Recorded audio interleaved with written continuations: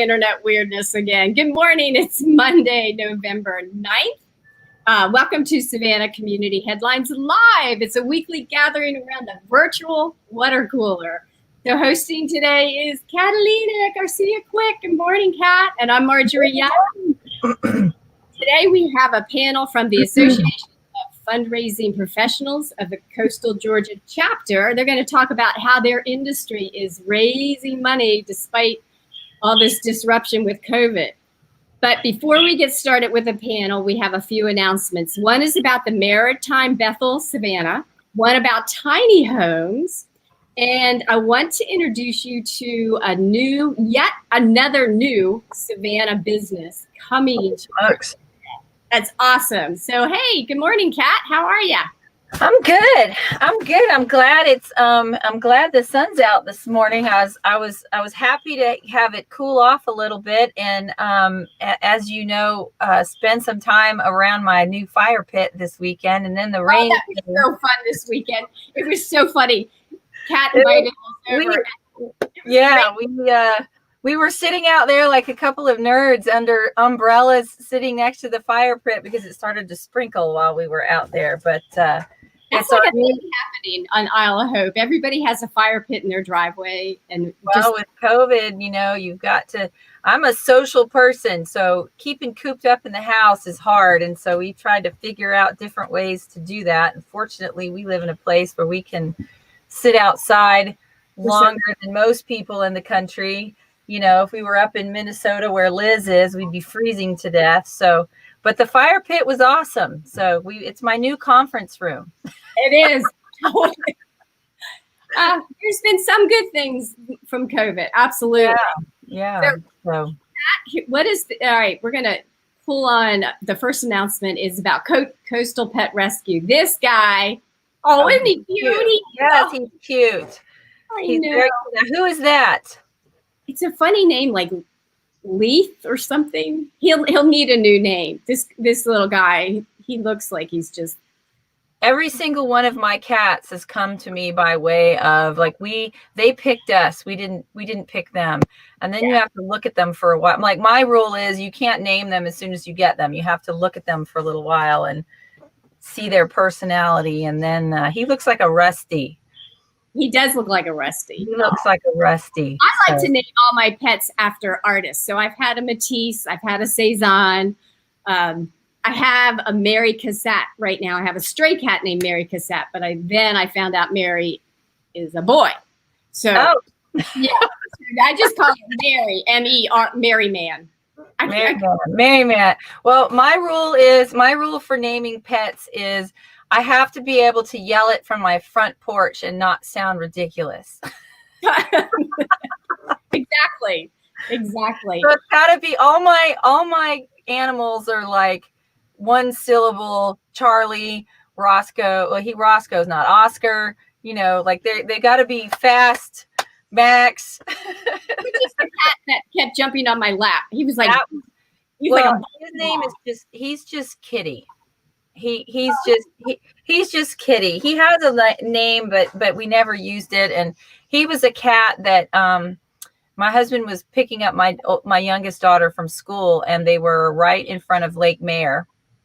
And Randy has this big truck, and he was on Montgomery Crossroads and rolled over the top of the cat went down the middle of the truck between the tires, and right at the last minute, it looked up, and it was this little tiny kitten you could fit in the palm of your hand. And so he, of course, stopped and ran out and grabbed it. And then my youngest daughter, I think she was in the first grade at the time, and picked her up, handed her to Elena, and then, of course, now we have this cat. But I bottle fed that cat, and he is gigantic. He's huge. He's like a bowling ball. Speaking of pets, there's Lisa Scarborough, Pet Rescue. We just highlighted one of your boys there. So anyhow, all right, hold on. I also want to do a shout out to. There's been so many birthdays this week. I know. She just had her birthday. Bunny Ware just had her birthday. Who else? And it's Napuna. Really? Yes, Napuna's birthday today too. So happy birthday. If there's any other birthdays, happy birthday. Yeah, no, that's awesome. I know I was watching social media this weekend and there's all kinds of things happening. Oh, Corey, there's Corey. Corey had a birthday too. Happy birthday, Corey. I love birthdays. Another year around the planet. Oh my God. Year around the set. Well, I had my birthday back in April and we couldn't do anything. So I decided that just meant it didn't happen. And so I just didn't age. I skip a year of aging. So I'm good with that. And I'm still 23 in my head. So, I like it. Well, next we have John coming on here. Hold on a second. We've got some announcements to go through before we get to the fundraising panel to find out how they're doing it during this time. So here we go. Good morning, John. How are you? Uh-oh, you're on mute. I got it all off now. I knew I was going to do that. I did that. But anyway, good morning to everyone. Good morning, John. Please introduce yourself and tell us what your good news is. I'm Executive Director of Maritime Bethel Savannah. And as you know, Savannah is a large port city. We have 75 seafarers that work these ships that come in every year. And so 75,000, right? 75,000. And so we have a ministry to them. So we have chaplaincy services. We do practical things for them as well. They need to get off the ship. So they can't right now because of COVID. But anyway, we try to meet those needs. So, and now I know we've had you on the show a couple of months ago. Dean Burnett was on there too. And you emailed and said, we've got some good news. I said, well, come back on. Let us hear it. We have some great news. We're at the beginning of a $1.1 million capital campaign. And we have reached a little bit late, but we have reached our first milepost. And that is the purchase of a piece of property directly across the street from the Garden City terminal in Garden City. And I think you have a picture of it. Yeah, there it is. Hold on a second. Let me move this thing. Here we go. There we go. Okay, so what is this again? So this will be our headquarters. And then in the next 2 years, this is a parsonage attached to Good Shepherd Lutheran Church. Okay. In the next 2 years, we're going to purchase the balance of the property, which includes Good Shepherd Lutheran Church, and that's going to be our center for seafarers. Okay. We're super excited about that. Oh, John, that's wonderful. Kat, are you there? Yeah, I'm here. I'm sorry. Yeah. I thought it was still just him on the screen. I'm sorry.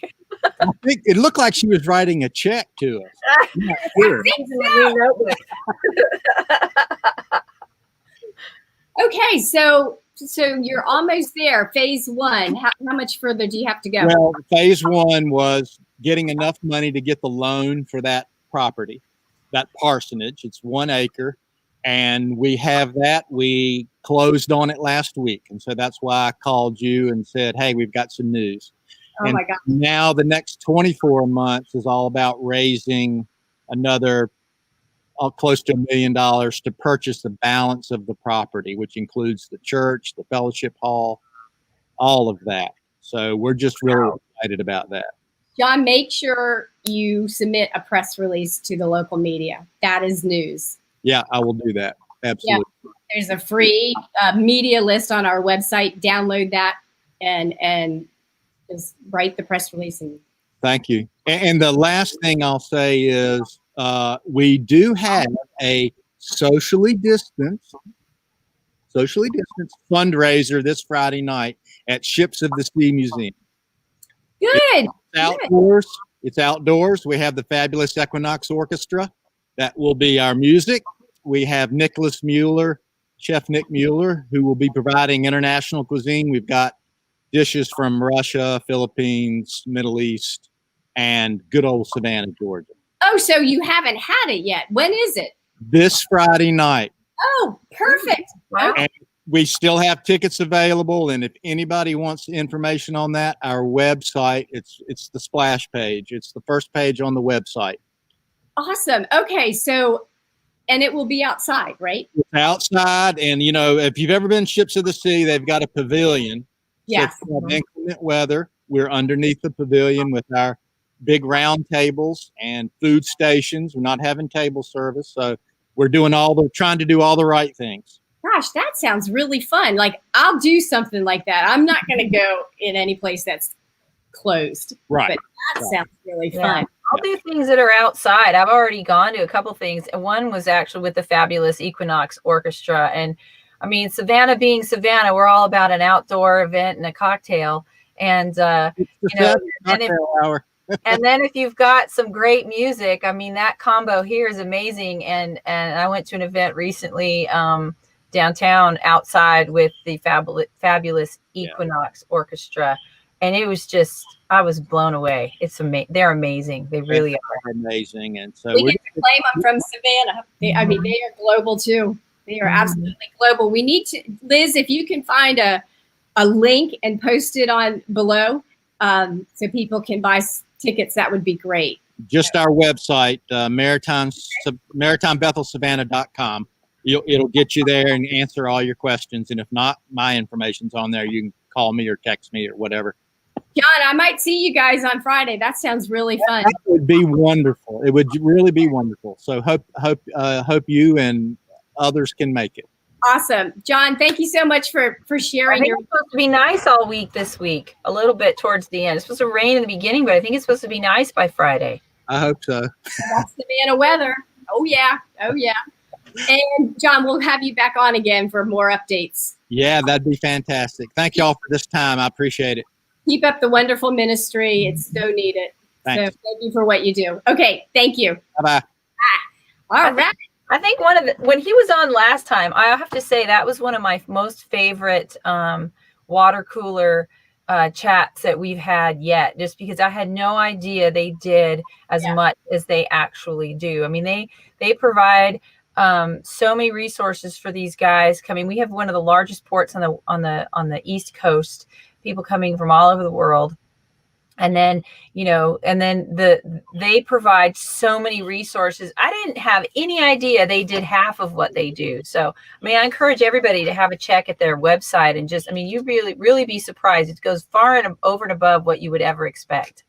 And really all those sailors coming in, think about all the good word of mouth that they will bring back to their countries about how awesome Savannah is.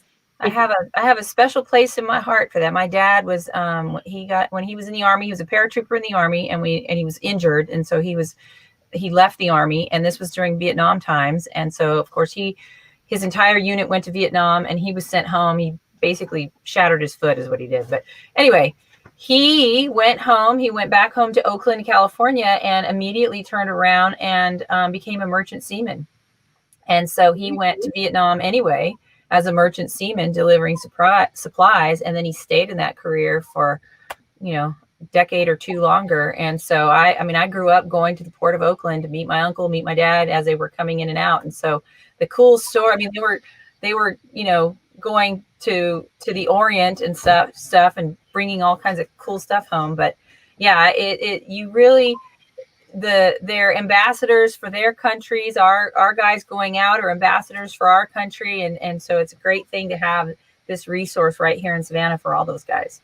Absolutely. And there, Joe, we've got Joe Marchese with Marchese Construction coming on. Good morning, Joe. Hey, good morning. Doing great. How are you? Wonderful, Joe. I know you're doing an update on the tiny houses, but I also want to do an update right now of State of Small Business coming up December 8th at 1:00. We're going to be streaming live. Joe and I've been doing this 8 years. Wow. 8. Yeah, but it is, we'll have about 9 speakers, and each of them will be presenting benchmarks in their industry. Like Rhett Mouchet will be coming on talking about the state of real estate, what's happening with how much commercial real estate is available. We have Bo Bowen coming on talking about the state of the film industry. We've got a great lineup. But anyhow, we started out at the Savannah Mall down in their community room. Yeah. With Texas Roadhouse donating food, and then actually made it all the way over to the Trade Center one year. And now, we were actually ahead of the curve, right? We went digital before COVID forced everyone into the digital world. So We did. it's been a great journey. It has been a great journey, and we got some more planning with that. But Joe, you're here this morning to talk about tiny homes. Your company has been so super involved. I mean, you really have done amazing work with tiny homes. Tell us about what the project is and how you've been involved. Well, it actually, it's a God thing. You know, I ended up down there as the with the Low Country Down Syndrome Society, and that year's president, Tom Kenkel, said, "Hey, would you like to meet this lady, Cindy Murphy Kelly?" And I said, "Sure." You know, anybody that's building things to benefit the community. Yep. And at that time, the site was a giant mud pit, and there was one house on display at the Savannah Baptist Center, and went down there and had never met Cindy before, and she said, "I need a commercial general contractor." And so, of course, I didn't say anything. And Tom was kicking me, and I'm like, "No, we don't want to help." And she said, no, the plans are drawn, and Jean Maria Hansen has done the plans, and Scott Munson and Thomas and Hutton have done the civil engineering. The city is saying, all we need is someone to pick them up.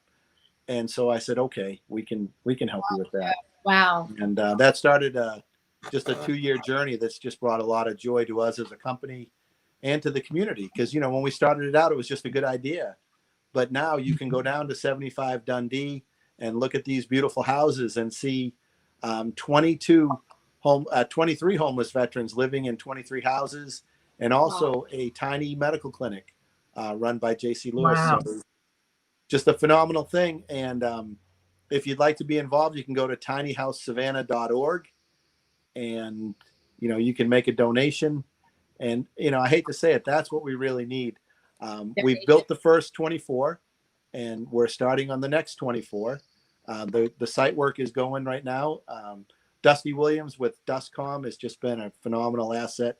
He's working at cost or below cost to put in all the infrastructure. You know, and you don't realize, you think, well, tiny houses, but, you know, there's 24 kitchens, there's 24 bathrooms, there's 24 electrical systems. So, you know, it takes a lot of infrastructure to put these things together. And it's just been a great team effort. And I will say that Cindy Murphy Kelly of the Chatham Savannah Authority for the Homeless had a dream 5 years ago, and it's taken her 5 years, but it's come to fruition. Oh my gosh, it's so wonderful. So these tiny homes, like if there's a veteran that would like to get one, how do they apply? Yeah, so you go to the Chatham Savannah Authority for the Homeless, and actually, if you go to tinyhousesavannah.org, that'll take you back to their site. But and you know, we're not involved in the case management or the placement, but they have to fill out an application. They have to have been a military veteran, and then there is about $250 a month. But for $250 a month, you get your heat, your hot water, over-the-air cable, or over-the-air TV. And the unit is fully furnished. So there's a bed. We've had ladies from the churches just quilting comforters and knitting comforters, and just different, you know, the faith community has really stepped up and helped. And it's just been a great community effort. And now, you know, that there are 23 occupied, it's proof of concept. So we're building the next 24, and with God's grace, maybe in 2 years, we'll start the final 24 and end up with 72 houses on that site. Joe, you're doing God's work. It's just wonderful. This is, I mean, people have talked about it for years. Yeah. Years. Yeah, and you know, it's funny doing it. And again, it's not me. We have a great team. There's a guy named Scotty White, and Scotty is active in the VFW, and his wife, Gail White, you know, and Gail White. So a company donated 100 used toilets, but you know, a toilet is $100, and we'll take, you know, 100 used toilets, but someone had to scrub them. And Gail White and a lady named Valkyrie, both retired career Air Force ladies, were out there with brushes. Not a complaint. Just, you know, what can we do and how can we help? And it's just phenomenal. So go onto the website. You can reach us through our company also if you need to. And we're there every day, and we're just excited for what God has in store. So I just Googled an interesting statistic, and I don't see here how old it is, but it's from the the Chatham Savannah Authority for the Homeless. It says currently one out of every 17 homeless in Chatham County are veterans. Yeah, there's still 300 homeless veterans that we know of, and it's hard to count, the homeless population. And I will say, not one single dollar of government money was used in the construction of these homes. Everything was raised privately. So the Chatham Savannah Authority for the Homeless is government funded for the casework. And, these guys need a little bit of help. Guys and ladies, there's some ladies in there too. But, you become a hero the day you put on the uniform. When you volunteer to put your body between us and harm's way, you are a hero. I got children. George Washington said we'll be judged by how we treat our returning veterans, and we have to do better. We are Savannah. I mean, this is why we all live here. This is just awesome. Just awesome. Yeah, we're leading the way. But I will tell you one sobering statistic. 22 veterans a day commit suicide, and that's a staggering number. It's wrong. But so we know that there's 23 guys that are not that we hope that have support and are not contemplating that right now, guys and ladies. And we're just so thankful and grateful. We're going to build 24 more. The houses are tiny. They're 8 foot wide by 16 foot long. You walk in the door in the middle. Yeah, but still, that's shelter. Yeah. If you were living under a bridge, and to have your own key, your own roof, to control your own temperature, it's phenomenal. Well, to be able to go to sleep, sleep plays a vital role in mental health, and it sure does. And people don't really think about it like a big deal, but you don't have to go to sleep with one eye open. No, you're in a bed and your door is locked and your air conditioning is running. And there is some community aspects. All 12. So the houses are villages. So we have Village 1 and Village 2 are up. We're building Village 3 and Village 4. And Clubhouse Bravo is up, which is 24 foot by 24 foot. That's the laundry facility. It's also a chance for them to meet as a village. And all 12 of the houses are on the same water meter. And all 12 of the houses are on the same electric meter. So they have to work in community. And so far, it's just been great. It's been a great blessing. And I will say, Pat Monahan at the City of Savannah, I know Pat is just retiring, but man, he was a tireless advocate. Not only was he an advocate, he has actually built some of the furniture that's inside those houses. So big shout out to him and the City of Savannah, and just for getting behind the project and making sure it all came together. Gosh, Joe. Well, thank you so much for very much. Community. This is wonderful. We'll put your website below for folks that want to get involved, and you can move them in the right direction. So yeah, come on down. Thank you for what you do. You're welcome. And listen, so these are people living in their own houses, and they have their own privacy. You're welcome to drive by and take a look. And if you do want to schedule a visit, if you if God is leading you in that direction, just reach out to the Chatham Savannah Authority for the Homeless, or contact me here at my office. Marjorie, if you can put up Joe at marchese.construction and then tinyhousesavannah.org.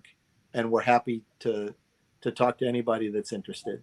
Joe, if you could actually go down and we could do a live tour through one of the houses next time. Yeah, we'd be happy to take you through. We have one unit that is empty right now, and there's someone waiting for it. We just have to get it repainted. And let's plan on doing that. Let me know when you can do that, because that would be so interesting to see the inside of that. So yeah, and then you could see the infrastructure going in for the next 24. Yes. All right, let's plan that. All right, Joe. Thank you so much. See you soon. Bye-bye. Bye. Bye. So often in nonprofit, we always say it takes a village. They've actually gone and built one. Absolutely. Yeah, so absolutely. Right. What do we have next? Who do we have next? Our next announcement. Hold on a second. We've got, let's see, Jen and Marcy. Can you see us? Hold on a second. Let me. There we go. Can y'all hear us? Yes, we can hear you. So I want to officially welcome you to the Savannah community. These guys right here are starting yet another new business coming to Savannah, which is just so awesome. And these two women are in a notoriously male-driven industry. So tell us what you guys are doing. Welcome. Thank you. Well, MPI is a metal fabrication business. So you don't find, I guess, a lot of women, but actually Jen is the muscle behind it all. She's the one that can really know the metal industry. I'm more of the business owner, communicator in the construction world. So Jen, tell us, exactly how we, started with the roofing side and where we're going. Okay, so Marcy and I make a good partnership because I'm great at my trade and she is the business mind behind it. What we do is we fabricate metal components for the HVACR industry. We have customers like Kennedy's and Triad Mechanical and so forth. And what we build is actual ductwork that you might see exposed in restaurants or malls or gyms and schools and things like that. Oh, very good. Okay. Well, I really just wanted to get you on, introduce you to the Savannah community. Anybody who remembers Howard Morrison said, when there's a new business coming in, you're supposed to introduce them to 5 other people that can help their business. So we're doing that for you. And anybody else who, you need to meet, just let us know and we'll make those introductions to you guys. Thank you. So what kind of, I have to ask this question. I'm a sucker for welding. I love it. And my husband was a 25-year career journeyman welder until he got old and went behind a desk. When we were in California, we had our side gig was a welding and fabrication shop. And so we had some cool toys, we had plasma cutters, we did a lot of work for apartment complexes and things like that. But tell us a little bit about I know there's some cool toys when you get into fabrication. So what kind of stuff, and you just said you were doing some duct work and stuff, and somebody might be like, that doesn't sound very exciting. You can have some cool toys to play with when you're welding and doing fabrication work. So why don't you tell us a little bit about that side? So about the fabrication side, so you do end up with a lot of cool tools. You have the shear, which cuts your metal, the folding brake, which is hydraulic and it bends the metal. You do have welding and soldering tools, which joins the metal together. Plasma cutters are used in the HVAC industry as well to cut out all your transitions that go along with the ductwork. And although ductwork doesn't sound exciting, it looks cool when it's exposed in buildings. But you get into all kinds of layouts and different tools that you can use. There's specific machines for ductworks, like a spiral machine, and it rolls and it forms the ductwork. It's pretty much your basic fab shop, but it's always good to know how to do things by hand so you're better at layout and better at figuring things out. Because although machines are great and there are all kinds of cool tools to play with, the knowledge that you have and being able to figure out problems for customers in the fields of construction and HVAC is you get that from being able to lay it out by hand. Mm-hmm. So what kind of customers and clients are you looking for? And everyone take note because we're going to hopefully push some traffic to you. We're kind of growing in that HVAC industry arena. Yeah, okay. We're looking for more mechanical contractors and residential HVAC guys. Like you have your Kennedy's, is one of our biggest clients. We make the plenums. Go ahead. No, yeah. That's kind of what we started with? Yeah, we started with plenums and drain pans, making thousands of them. The drain pans are actually important to your house because they sit under the air return unit, which catches the water, and if they overflow or rust or are bad, you'll start to have leaks and water damage in the house. Yeah, especially if your AC's on your roof. Yes, in your attic. So now we're Yeah. Well, I thank you. love to see women, Marjorie's a huge advocate for women in business. I love to see women in the construction, specifically this industry. We taught my daughter how to weld when she was 10. And so Awesome. I just think it's super cool. And, you think about when you go to a restaurant and you sit down and you look up, especially with some of the cool buildings we have here and a lot of the architecture and the extreme things that they've got going on. It's cool to know that we have a couple of women right here rocking in that field. So I love it. We have, Check out. Our office manager is female. Then we have a young lady that works for us, not only in the shop, but in the office. And we've just got a wide range of people in our business that are just pitching into our website. When we designed our YouTube site, you'll have to go there because we did make a pumpkin out of metal last week. Cool. So that was awesome. fun to see. But in-house here, everybody's doing their part just to help this business grow. And it's been fun. It's been great. Jen is awesome at leadership and nurturing all of the employees, like I said, to be well faceted in all the different areas in the shop. So it's really great. And it's awesome to be a part of Savannah's architecture because Savannah does have beautiful architecture. So it's wonderful to be a part of that and be able to contribute to that as well. Wow. Well, we want to welcome you again to the Savannah area. We will be in touch. I'd love to have you back on and give us an update. And I would love to have you back on and actually show us how stuff. Yeah, let's do it. You do. Yeah. Like people. I know I sound like a goofball, but it is really, really cool. I mean, my husband, when we first started our shop way back when, I thought welding, he welded at work. I never saw what he did. And then when we went into the shop and we set up a jig and we did all kinds of stuff and had all the cool toys, I was like, I want to try. And so it was cool. And it was really cool to be able to, we had the, like the stuff you do for your, apartment. Like we were doing handrails and all kinds of things for apartment complexes, but then you get into the craft work and like the stuff you do for fun. And, he was making wrought iron gates and cool, pretty things. And when we got the plasma cutter, we had everything you could possibly make out of metal.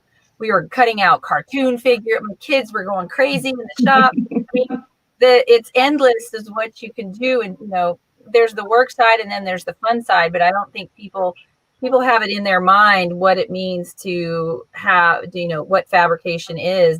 And I think it would be cool to show it a little more so people could really get a feel of the cool stuff that you do and how it fits into to Savannah and all our cool architecture and things like that here. All right. Well, we certainly thank you for being on the show. And we look forward to seeing you out in the community when we get to be out in the community. You might want to check out the chambers here. You might want to check out Buy Local Savannah. I mean, there's a lot of really great networking groups to help with. So anyhow, guys, thank you so much for being on. And we'll talk to you really soon. Thank you. Thanks for having us. Thank you. Absolutely. All right. That's really cool. That is totally cool. That's really cool. Awesome. So. All right. Now, what do we got next? Are we going to our nonprofits now? We're going to the fundraisers. Boy, I tell you, I would want to be a fundraiser right now. I can't wait to find out how they're doing it. However, I had heard people are very generous, apparently. I was Googling some things, and nonprofits, we started, the nonprofits, have been, it's always a struggle to fundraise when you're a nonprofit. And then a couple of years ago, when they changed the tax laws, the incentives to give changed for corporations and individuals. And so at that time, this was in 2017. And in that time, the nonprofit sector was like, okay, we got to pivot. We got to do a little more. And then, we kind of recovered from that a little bit and thought we had a good strategy. And then boom, here's COVID. Well, let me pull everybody on here. There we go. Whoop. Takes me a second to get everybody on. Awesome. There we go. All right. And everybody else, let's all mute here if you're not on. So anyhow. Okay. So the panel today, we've got Laura Lane, we've got Megan, and we've got Nicole. These are two powerful fundraisers here in the Savannah community, and they're very involved with the Fundraising Association. And I was actually talking with them, I guess, a month ago, and learned about this organization. I was given a class on crisis PR, and I said, hey, I want to hear how you guys are doing it during COVID. So Laura Lane, are you the president of it this year? I am till the end of this calendar year, and then Jamie Espina, my colleague at Hospice Savannah, will take over. But yes, I've been the chapter president through this very strange time. It's been an interesting it's been an interesting year for sure. Not exactly how I had thought my presidency would go, but we've tried to make lemonade out of our lemons. So thankfully I've had Megan and Nicole at my side, and we've worked hard to make sure that our chapter presents meaningful educational programs for our members and our non-members alike. Yeah, you've had a lot of different monthly programs. First of all, what is the association and who can join? Well, Association of Fundraising Professionals is a global organization. Our local chapter is focused not only on people who have fundraising responsibilities, but anyone who's associated with a nonprofit, truly. We're a relatively small chapter.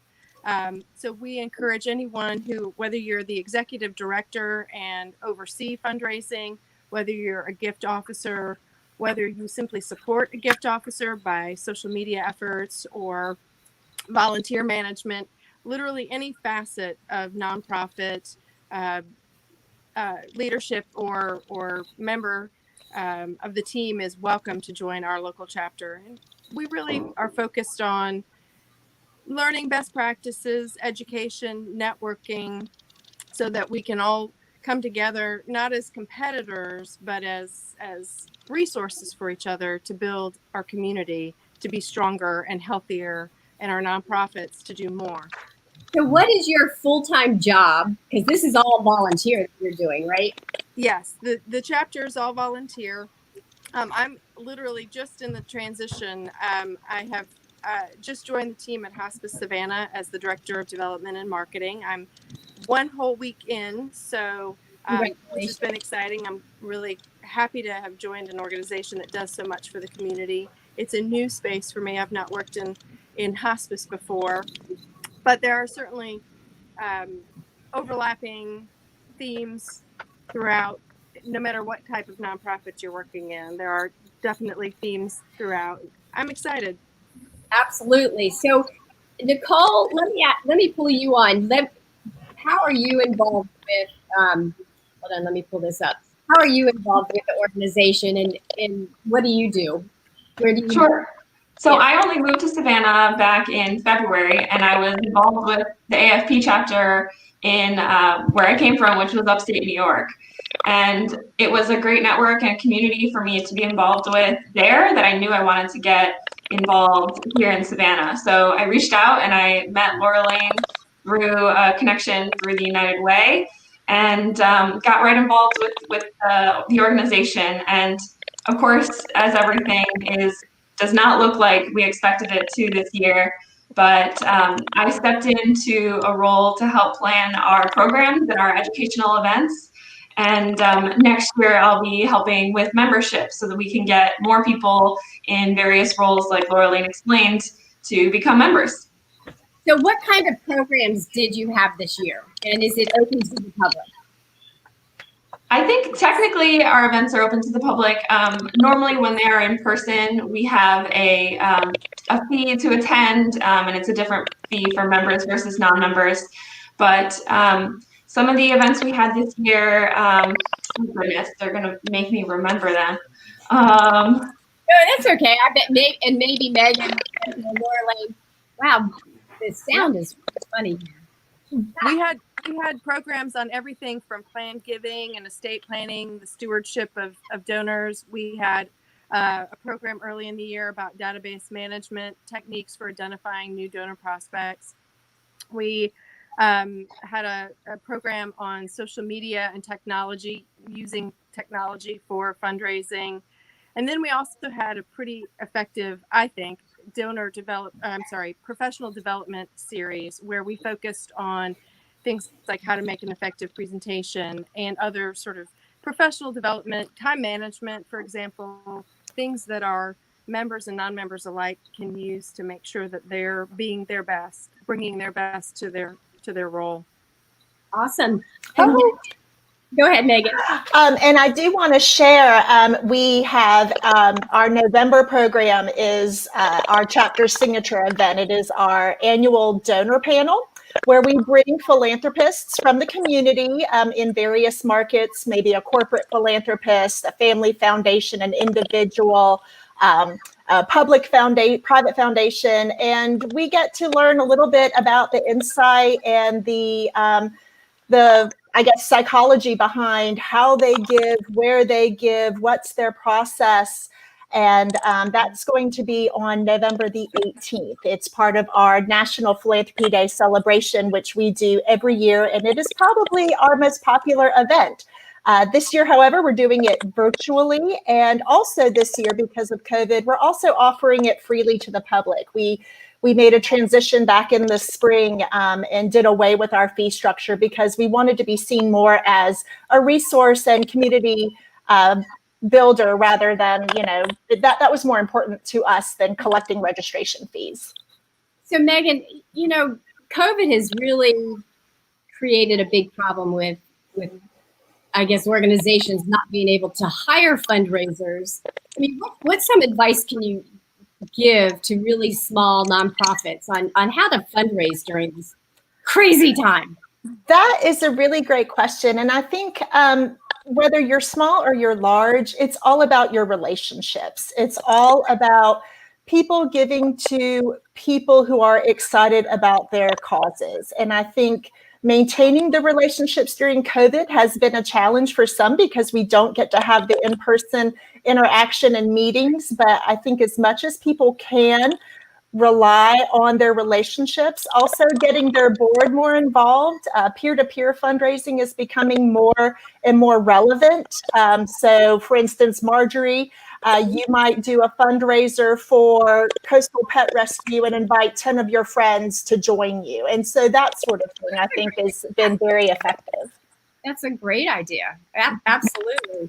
What techniques on Zoom have you found to be helpful for fundraising or live streaming? Well, for Historic Savannah Foundation, in May is National Preservation Month, and obviously we didn't get to do the things that we would normally do. And so we shifted to an online presence. We did a lot of free education and events. And then in September, we hosted our annual Preservation Awards virtually. It was a taped presentation, but then we also made an ask during that presentation and made sure we had our donate button front and center. And I think that's been really helpful. Yeah, I mean, thank you for sharing these ideas because we're all in this together, and anything to help nonprofits raise more money is only going to help make our community a stronger place. So these are great tips. Nicole, what other kind of tips do you have?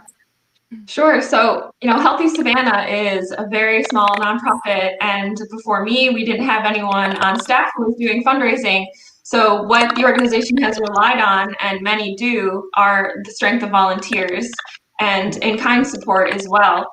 For example, we're in the middle of redoing our website, and we have someone who, the way that they wanted to support the organization is in paying for the updated website. So that is something, saves us a lot of time and is just an amazing resource to be able to have access to a developer and, a person who's interested in our success in that way.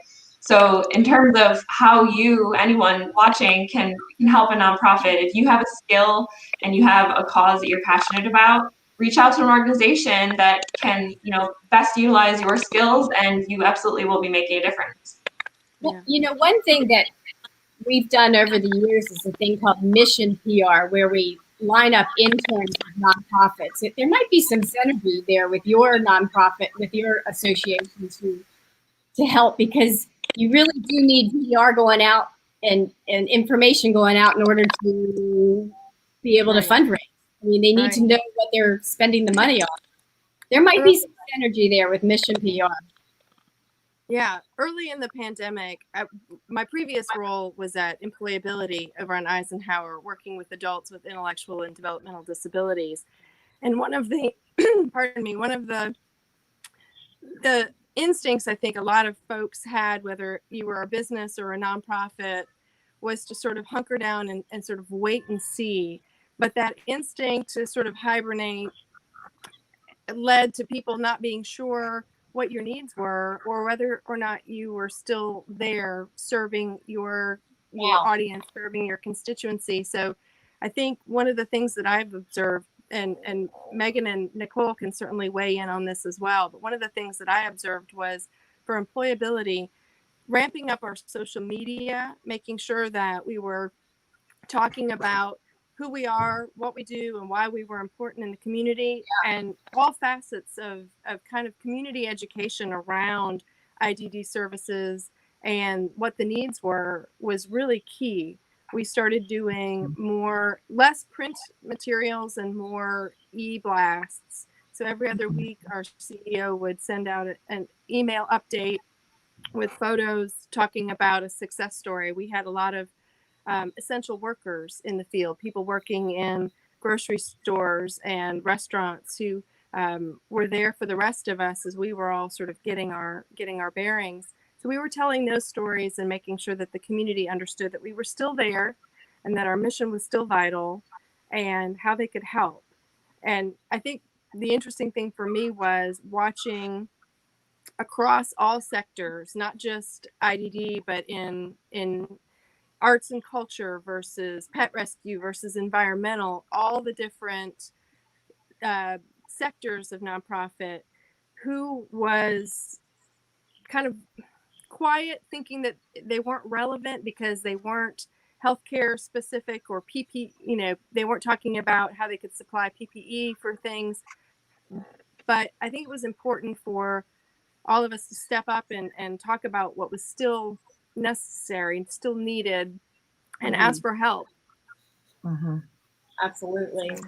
Going forward, how are y'all going to do the fundraising? I mean, anything different? I mean, I guess we really can't do in person yet, but I mean, I personally, I'm a little torn on virtual events. I think virtual events work really well for certain types of nonprofits or certain types of events, and are less effective for others. And I guess one of the things that I have not fully resolved in my own mind, I'd love to hear everyone else's opinions, but what I can't quite figure out in my mind is I don't want to take an event that's been very successful in person and try to shoehorn it into a virtual format. I'd rather put that on hold and conceive of something that's more effective or more appropriate virtually, because I don't want to ruin a perfectly lovely event in the minds of people who have been longtime supporters.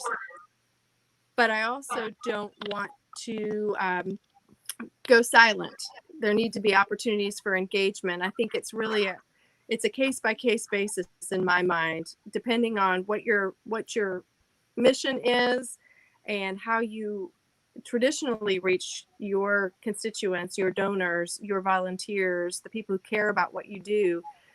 It's a really tricky thing to figure out in my mind. So we've have your association and y'all can bounce those ideas off of each other, and exactly, and that's I was just about to say, but we're fortunate in having this local AFP chapter that we have each other as sounding boards and experts and resources, and what may have worked for Megan with HSF might be something that someone else can take and use as a launching pad or launching point for their own ideas, their own organization. It's really been wonderful to have this group of professionals to help support our efforts. The shout out to the fabulous Equinox Orchestra. You talk about pivoting. They are raising money online. Right. So many nonprofits. And I know they're about to do one with Safe Shelter. It's really amazing the creativity that's happened since COVID and how and how you're doing it.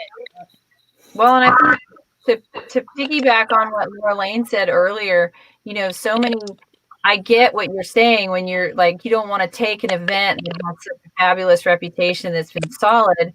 I've been thinking about this a lot for a number of different things that I'm involved in. And, kind of like when you change jobs. I look at it very much like when you change jobs and you have one job and you loved it, but you really loved certain parts of it more than others. And so I kind of look at fundraising now is that like I had these events and they're solid, but now we have to pivot. So I'm going to take pieces of that event and maybe flip them into something different, and I think what you said, the number one thing you said, and I have experience with this as well, is the nobody in nonprofit has a budget for marketing.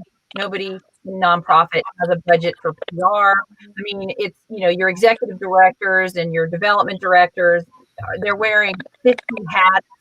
And, it's usually your PR and marketing come from, I know a guy, that type of mentality. And so, Marjorie and I have had the opportunity to work together even prior to me doing this with communities and schools. And, when communities in schools sort of had a resurgence here back in 2016, nobody knew who we were. They knew what we did, but they didn't know who we were. And so the PR marketing side of things was really important. And I mean, just utilizing strategies with social media and word of mouth and volunteering, me and my other volunteers, board members, volunteering everywhere we wanted to be. I mean, her book, sorry, shameless plug, every nonprofit can have this book, because I can tell you as an executive director, the strategy in this book, her reputation matrix, hands down earned me $500,000 worth of media in like that. I mean, it was a strategy over a year's time. We had $500,000 worth of earned media. Our fundraising reflected that. And we were able to do it ourselves because we couldn't hire out. And so, especially now when you cannot get in front of people are on social media. People are on Twitter. They are on Facebook. They are on Instagram. They are on TikTok like crazy. And so, your donor bases are, the older people are on Facebook. The younger people are on TikTok, and so knowing how to navigate all of that is huge. And one really interesting thing is when people put out jobs, when nonprofits put out jobs, they often, I've seen this, ask for a fundraiser and a publicist in one job. And they're so different. I mean, how do you guys Nicole, have you seen that happen before? Yeah, and to be honest, as hard as it is to combine both skill sets in the one ideal candidate, it is incredibly crucial, because when you're planning your fundraising operations, you're realizing that all of that is it can only happen if you have the right messaging around it. So the communications and the copy are just as critical as getting a video on social media or putting together your annual fundraising plan. They go hand in hand. That's why we all have dark circles under our eyes. But I mean, it's true. Nobody in fundraising at all does that. It's not a 40-hour gig. It's before and after. Kevin Sheehan, who's with Ambucks, he's been a long time volunteer with Ambucks, and he's on here. They had their fundraisers, part of it in person and part of it at the Landings Club, and they were able to do it in a way that allowed for social distancing and that kind of thing. So I think people are, like you said, they pivot. And there's something to be said for an in-person event. I mean, virtual can get the job done, but being in the same space, in the same room with people, all getting excited about a particular mission or problem that you're solving. I mean, there's nothing that replaces that energy of being there with other people trying to solve whatever that issue is, those tingly moments that you get. And I think virtual will help us get the word out and will help the community understand, or will provide education. And it's great, as I want to echo what Megan said, peer-to-peer works well that way. But in my mind, there's absolutely nothing that replaces the power and the enthusiasm and the energy that comes from being in the same space at an event. So I'm anxious for the days when COVID is behind us and we can continue to utilize both mechanisms for building audience and getting people informed and excited about a particular cause. Absolutely. So. Well, I'm gonna go ahead and tell you, nonprofit folks, that talking about word of mouth and how to do things. My husband would die if he just knew. But Randy is, we all know, Laura Lane knows Randy. Yeah. So Randy is very involved with the local Knights of Columbus here, and Knights of Columbus off of Waters Avenue. We have I help them manage the space, and he is very involved in that club. And they have a 6-acre space outdoors off Waters Avenue, Midtown Savannah, that also has a 3,000 square foot building. And it's got an outdoor pavilion. So it can accommodate not your nonprofits with, both the outdoor pavilion and the indoor space. And nobody knows it's there. So I'm telling you all, it's there. And Liz just put the email up on the, there it is in the feed. And so if you're a nonprofit, it's a great space. It's right in the middle of town, and it can help, with that COVID compliant outdoor. If you guys are wanting to get in, we're not as fancy as they're not as fancy as downtown Knights of Columbus, but we have done.